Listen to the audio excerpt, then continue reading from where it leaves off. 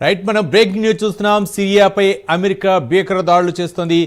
ISIS ఉగ్రవాదుల స్థావరాలే target గా బాంబుల వర్షం కురిపిస్తుంది. ఆపరేషన్ హాక్ ఐ స్ట్రైక్ పేరుతో అమెరికా దాడులకు దిగుతుంది.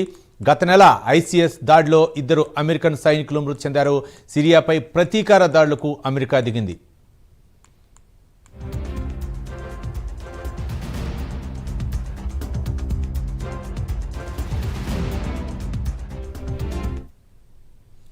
అమెరికా సైనికులకు హాని తలపెట్టిన వారిని హతమారుస్తామన్నారు ఆ దేశ అధ్యక్షుడు డొనాల్డ్ ట్రంప్. ఇరాన్ స్వేచ్ఛ కోసం ఎదురు చూస్తోందన్నారు.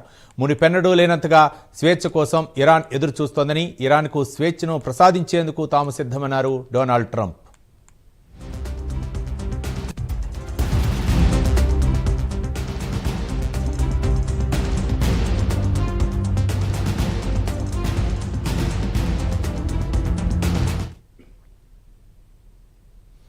సిరియాపై అమెరికా భీకర దాడులు చేస్తోంది. ఐసిస్ ఉగ్రవాదుల స్థావరాలే టార్గెట్గా బాంబుల వర్షం కురిపిస్తుంది. ఆపరేషన్ హాక్ ఐ స్ట్రైక్ పేరుతో అమెరికా దాడులకు దిగింది. గత నెల ఐసిస్ దాడిలో 2 అమెరికన్ సైనికులు మృతి చెందారు.